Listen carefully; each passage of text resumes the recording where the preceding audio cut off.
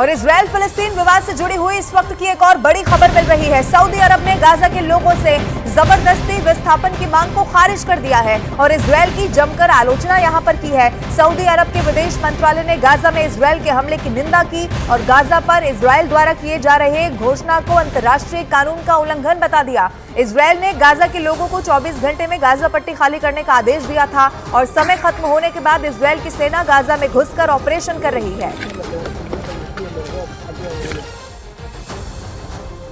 Israel की सेना ने हमास के एक ठिकाने को तबाह करने का दावा कर दिया। इजराइल की सेना के मुताबिक हमास के लड़ाके उस ठिकाने से इजराइल के टैंकों को निशाना बनाने की कोशिश कर रहे थे, जिसे उसके सैनिकों ने नाकाम कर दिया। और इजराइल की सेना ने हमास के उस ठिकाने को बर्बाद करने का एक वीडियो भी जारी किया, जिसमें एक घर में जोरदार विस्फोट होता नजर आया, जिसके बाद चारों तरफ धुआं फैल गया। इतना ही नहीं, इजराइल ने हमास के उस ठिकाने को तबाह करने के साथ ही हमास के दूसरे ठिकानों को मिट्टी में मिलाने की भी धमकी दे डाली। 7 अक्टूबर को हमास के इजराइल पर ताबड़तोड़ हमले के बाद इजराइल ने हमास को मिटा देने की कसम खाई। इसीलिए इजराइल की सेना ने हमास के ठिकानों को ढूंढ कर उन पर हमला करना शुरू कर दिया। लेकिन आरोप लगा कि इजराइल के इन हमलों में गाजा के आम लोग भी मारे जा रहे हैं। हालांकि इजराइल की सेना ने दावा किया कि गाजा के लोगों से उसकी कोई दुश्मनी नहीं है, इसलिए उसने इंसानियत के नाते उत्तरी गाजा के लोगों को वहां से निकलने की चेतावनी भी दी, ताकि हमास से जंग में गाजा के मासूम लोगों पर आंच ना आए। इजराइल की सेना ने साफ किया कि उसकी लड़ाई चरमपंथी संगठन हमास के खूंखार लड़ाकों से है, न कि गाजा के आम लोगों से। गाजा के नागरिक उसके दुश्मन नहीं है। इजराइल की सेना ने अपने बयान में दो टूक कहा कि वो हमास की तरह क्रूर नहीं है जो बेकसूर लोगों का खून बहाए, इसलिए उसने उत्तरी गाजा के लोगों को इलाका खाली करने को कहा है, ताकि इजराइल की हमास से जंग में फिलिस्तीन के आम लोगों की बलि न चढ़े। क्योंकि हमास और फिलिस्तीन दोनों में एक फर्क है। फिलिस्तीन के लोग अरब मुस्लिम हैं जो अपने लिए एक आजाद देश चाहते हैं। दुनिया के सामने पीए यानी पैलेस्टीनियन अथॉरिटी उनका प्रतिनिधित्व करती है, जिसे यूएन भी मान्यता देता है। लेकिन हमास वहां का एक चरमपंथी संगठन है, जिसका मकसद इजराइल को मिट्टी में मिलाना है। और अपने इस मकसद के लिए हमास बेरहमी की किसी भी हद तक जा सकता है। वो इजराइल पर रॉकेट गिराता है, उसके लड़ाके इजराइल में घुसकर सरेआम लोगों पर हमले तक करते हैं।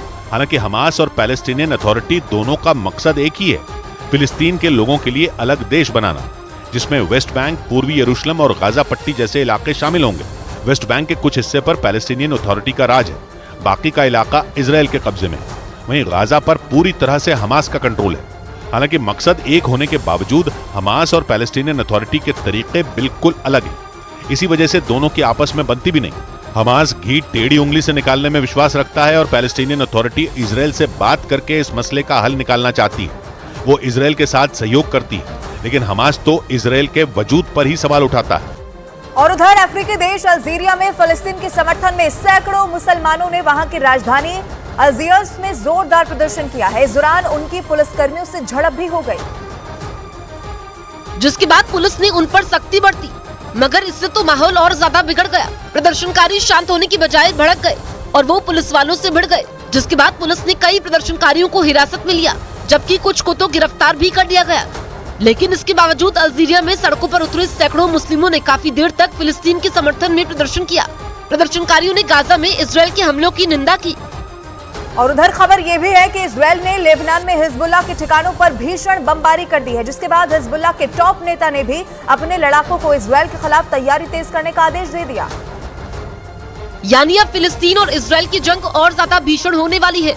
खबर के मुताबिक इजराइल की सेना ने हिजबुल्लाह के ठिकानों को निशाना बनाते हुए लेबनान में भी हमले शुरू कर दिए, जबकि पहले ही गाजा में इजराइल की फौज कहर बरपा रही है। हमास के लड़ाकों को चुन चुन कर मारा जा रहा है, ताकि हमास का वजूद ही मिटा दिया जाए। लेबनान इजराइल के बॉर्डर पर आसमान में धुएं का ऐसा गुबार उठता दिखाई दिया, जिसको देखकर ऐसा लगा मानो वहां किसी ने आग लगा दी हो।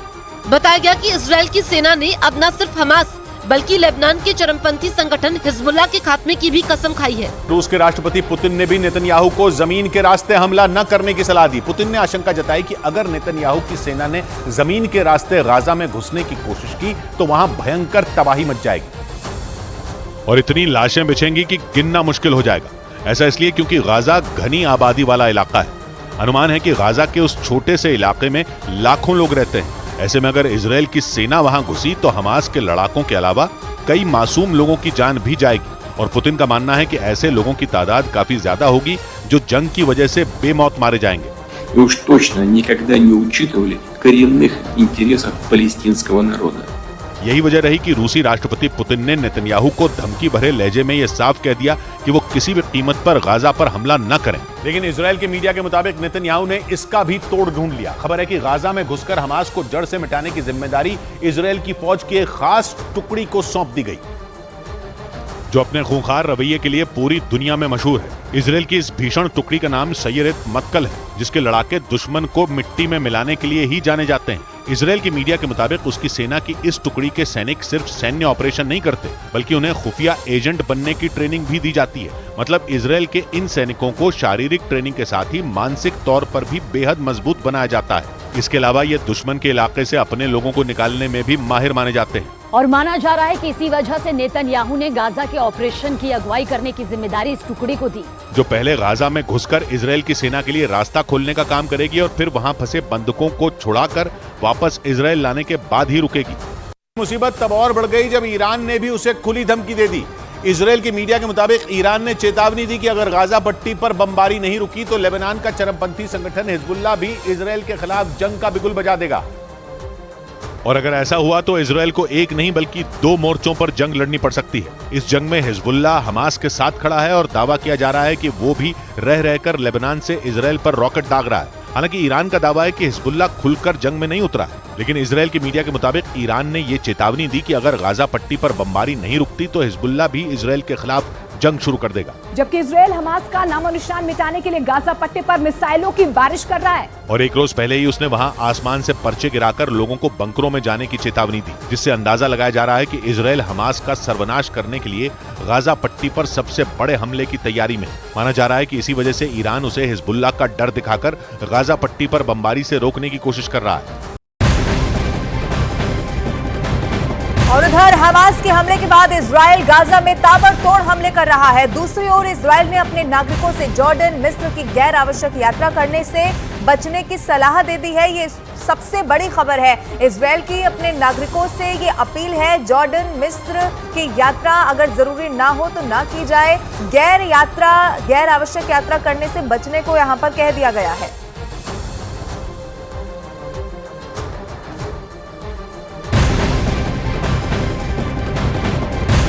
और इजरायल की सेना गाजा पट्टी में घुसकर ऑपरेशन शुरू कर चुकी है। इससे पहले इजरायल ने गाजा के लोगों को 24 घंटे में गाजा खाली करने का आदेश जारी कर दिया था, और जिसके बाद गाजा के अल अवदा में एक हॉस्पिटल में अफरा तफरी का माहौल देखा गया। जो तस्वीरें वहां से सामने आई वो भी आपके टीवी स्क्रीन पर हम आपको दिखा रहे हैं। लेकिन 24 घंटे का अल्टीमेटम जो अब समाप्त होने पर है, और इसीलिए माना यह जा रहा है कि अब जो इजरायली सेना है वो गाजा में घुस चुकी है, ऑपरेशन शुरू कर चुकी है।